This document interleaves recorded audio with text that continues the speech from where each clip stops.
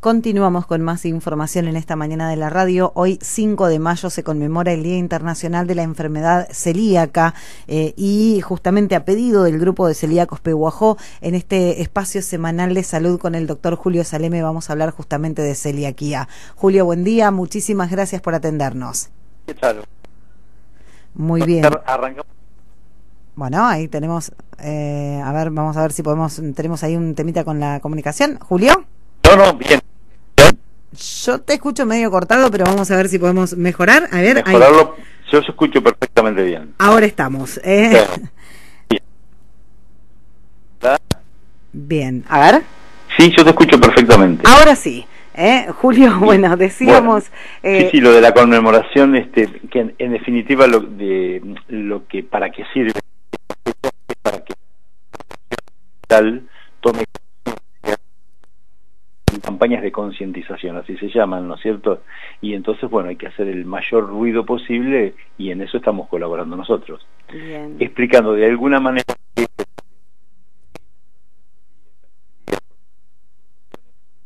mismo, pero distintos nombres, y voy a tratar de hacerlo de la manera más simple y sencilla posible para los oyentes. Entonces, lo que vos no entiendas, interrumpime. ¿Cómo no? Porque seguramente es lo que los oyentes no van a entender. En principio deberíamos decir que es una enfermedad autoinmune. ¿Qué quiere decir? Que el organismo provoca anticuerpos contra su propio organismo. Hay muchas,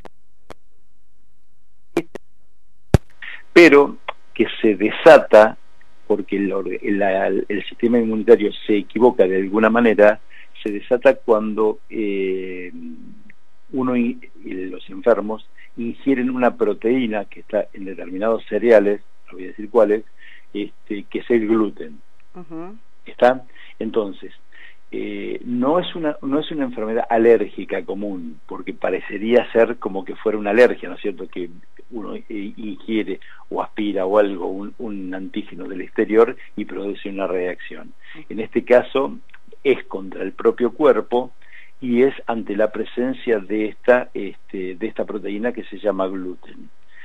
Esto es porque se dan en algunos pacientes, porque en realidad es una enfermedad que tiene, digamos, que es hereditaria.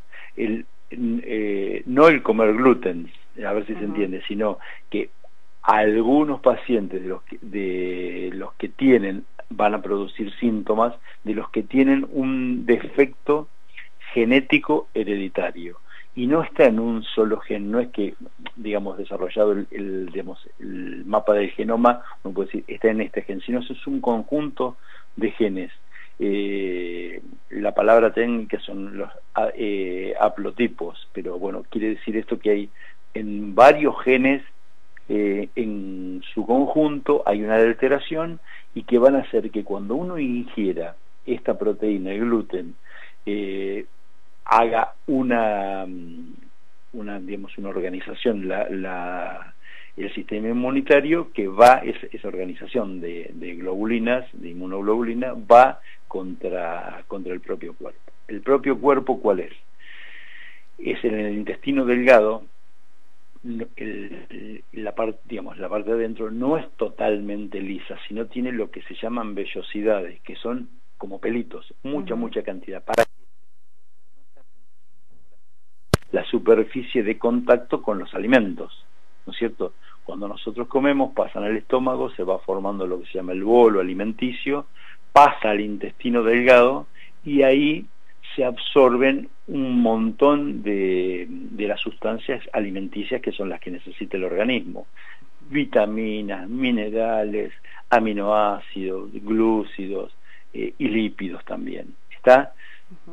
Esto está un tiempo, porque el bolo va caminando, ¿no es cierto? Porque el intestino se va moviendo y hace que vaya pasando. Entonces, por eso con las vellosidades se aumenta muchísimo la superficie de contacto. Esta enfermedad, ¿qué hace? destruye los anticuerpos, esos autoanticuerpos, destruyen las vellosidades y dejan que el epitelio sea derechito. Entonces claro, disminuye muchísimo el contacto con los alimentos. Entonces, como sigue pasando igual, el bolo ese termina siendo materia fecal después y se elimina con todos los alimentos. Entonces, en definitiva, lo que no hay es absorción de los alimentos que cuando uno comió, los elementos que tienen los alimentos, que son lo que necesitamos, no se absorbieron por el intestino hacia la sangre. Entonces esto genéricamente, junto con muchas otras enfermedades, se llaman digamos, ¿no? Al no haberlo absorbido, se llaman enfermedades de mala absorción. ¿Está? Forma parte de un conjunto de enfermedades que se llaman de mala absorción. Al no poder absorber estos alimentos, ¿no es cierto? Fundamentalmente dije que eran proteínas como aminoácidos, glúcidos, lípidos, ácidos grasos sobre todo, y vitaminas y minerales, se producen carencias dentro del organismo. Entonces, paro un segundito para decirte, porque va a aparecer la sigla TAC, esta proteína, el gluten, está presente en el trigo, dije en algunos cereales, ¿no es cierto?, que son el trigo, la avena, la cebada y el centeno. ¿Está? De ahí lo fui diciendo en orden de TAC. Bueno, ahí está la proteína. ¿Qué es lo que falta en el organismo cuando esto sucede? ¿No es cierto? Dije que están todas estas cosas iban a parar, definitivamente salen con la materia fecal. Bueno, nos va a faltar vitaminas múltiples, mucha vitamina B, hierro, ácido fólico, calcio. Fundamentalmente produce dos cuestiones. Una es la anemia, que se da en prácticamente todos los pacientes, al no tener hierro y ácido fólico. Y la osteoporosis, que es la falta de calcio en los huesos, después produce fractura, fragilidad ósea, ¿no es cierto?, es por la falta de calcio, repito. Entonces, son las dos cosas principales. Los síntomas de esto son dolor de panza, hinchazón, hay como una fermentación, ¿no es cierto?, de esto que va quedando hasta salir en materia fecal, y entonces el abdomen uno lo siente hinchado, con dolor, náuseas, vómitos. Al pasar cosas que no tienen que pasar del intestino delgado para adelante, se produce una diarrea, sobre todo porque hay grasas, y entonces las heces se transforman y se produce una diarrea. Es muy común la diarrea en estos pacientes. Quiero significar, por eso la importancia de este día, es que el 1% de la población, entre el 1 y el 2%, padece esta enfermedad. Es muchísima cantidad de la población general mundial, estoy hablando. Es muchísima cantidad. Habría que sacar una cuenta para darse cuenta de la cantidad de enfermos que hay. No todos producen síntomas. Aproximadamente solo el 10% está bien diagnosticado. ¿Está? El 10% de los enfermos están. Algunos no producen síntomas y otros tienen síntomas como, vuelvo a repetir, anemias, diarrea, bueno, lo que ya dije, y por supuesto delgadez, decaimiento general, falta de fuerza, como dije que no se absorbían aminoácidos, digamos, hay falta de musculatura después, por eso una delgadez, y termina siendo una delgadez extrema. Se pensaba en principio que era una enfermedad de niños, pero esto se produce en toda la vida. A veces uno, por supuesto que dije que venía con una carga genética ya desde el nacimiento, ¿no es cierto? Pero a veces los síntomas se producen en la adultez. Uno de chico lo tiene, pero se produce en la adultez. Cuando es de niño, esto por supuesto, como siempre lo hemos dicho, cuando alguien está mal alimentado, el desarrollo cerebral y de las actividades cerebrales después son deficientes. Esto, si a uno le pasa en menos de un año, por supuesto que sobre todo las actividades cognitivas terminan fallando después, como lo hemos dicho una infinidad de veces cuando hemos hablado de alimentación, de mala alimentación y de la pobreza. en este caso uno se puede, es el mismo efecto. Si no come los alimentos, no van a llegar a la sangre, por supuesto, pero si no se pueden absorber también, que es en este caso. Por eso lo que decía al principio, lo del síndrome de mala absorción. En esto uno come, pero no lo absorbe. O sea que es la misma situación que si no comiera. ¿Está? Anda diciéndome si no se entiende, ¿eh? No, sí, hasta acá es clarísimo. Es clarísimo. Bueno, ahora yo te iba a decir dos cosas. La primera es, no quiero entrar mucho en detalles, hay que concurrir al médico como siempre, pero hay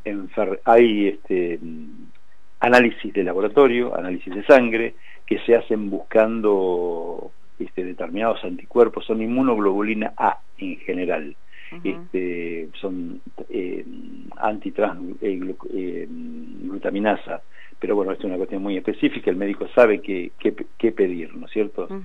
Y anticuerpos EMA también se pueden hacer, y uno ya ahí tiene más o menos un diagnóstico. Después de esto, si esto da positivo, hay que hacer una biopsia del intestino, que se hace por endoscopía, y esto ya nos da la certeza de que el intestino delgado no tiene las vellosidades que yo contaba al principio, ¿está? Claro. Y que es un epitelio más valelizo. Y ahora vamos al tratamiento. Bueno, esto es el diagnóstico. No es sencillísimo del todo, pero tampoco es tan complicado. Es bastante fácil de hacer. Y el tratamiento es muy, muy sencillo. Es no comer alimentos que tienen TAC.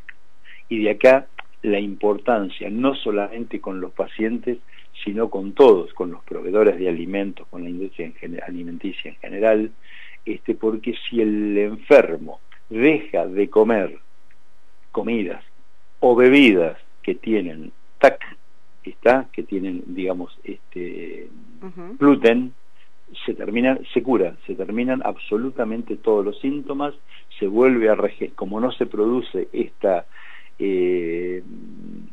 situación de alergia, por decir, lo expliqué que no era de alergia, pero para que sea fácil, y no se destruyen las vellosidades, en un tiempo, varios meses, se vuelven a regenerar las vellosidades y pasa a ser una persona normal completamente, ¿está? Solamente no hay que comer TAC. Ahora, para tener una buena calidad de vida, debemos ofrecer a estos pacientes, repito, el 1% de la población mundial, que es muchísima cantidad, la mayor variedad y cantidad de alimentos posibles, con todos los gustos distintos, como hacemos la gente, digamos, normal, que no tenemos este problema, que podemos comer de todo, todos los días tenemos antojos y se nos ocurren cosas, y los chicos más todavía, golosinas y, bueno, muchas cosas. Lo que es la vida en general, la vida alimenticia, ¿no es cierto? Entonces, por eso quiero llamar la atención en esto, para que se produzcan todos los mismos alimentos que tienen TAC, que también se produzcan sin esto. No es nada más que no comer trigo, avena, cebada y centeno, sino los derivados que tienen este tipo de harinas, digamos, de alguna manera, ¿no es cierto? Hay alimentos y bebidas, también las bebidas suelen tenerlo. Entonces, bueno, hay que darle, tanto a los chicos como a los adultos, todas las posibilidades de, vuelvo a repetir, de golosinas, helados, panes, bueno, todo, masas, todo lo que en realidad se consume, que exista, que no tenga TAC, porque este es el tratamiento, y pasan a ser personas de enfermos, pasan a ser personas normales, que lo único que no pueden es comer TAC. ¿Está?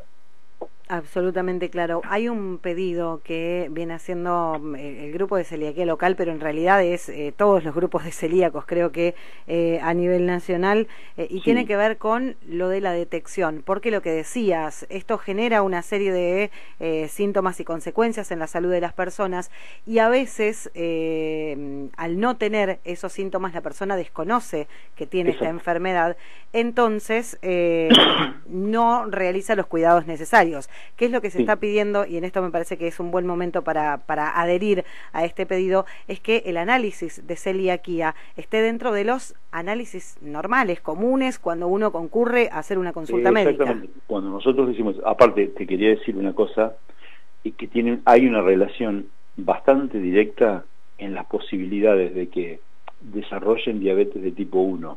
¿Está? Los enfermos que tienen esta deficiencia genética, de esto estoy hablando. Entonces, digamos, hay una relación con la diabetes tipo 1. Por eso también la importancia de la detección rápida. ¿Está? tiene que ver con la provisión, digamos, el llamado de atención es la provisión de alimentos, pero también pedirlo en el, digamos, en la rutina. Y cuando yo te dije eso hoy, digamos, el tema de análisis, quiero también hacer mención a otra cosa. Hay para muchas enfermedades, ya hace un tiempo esta parte se están utilizando una cuestión que se llaman marcadores genéticos.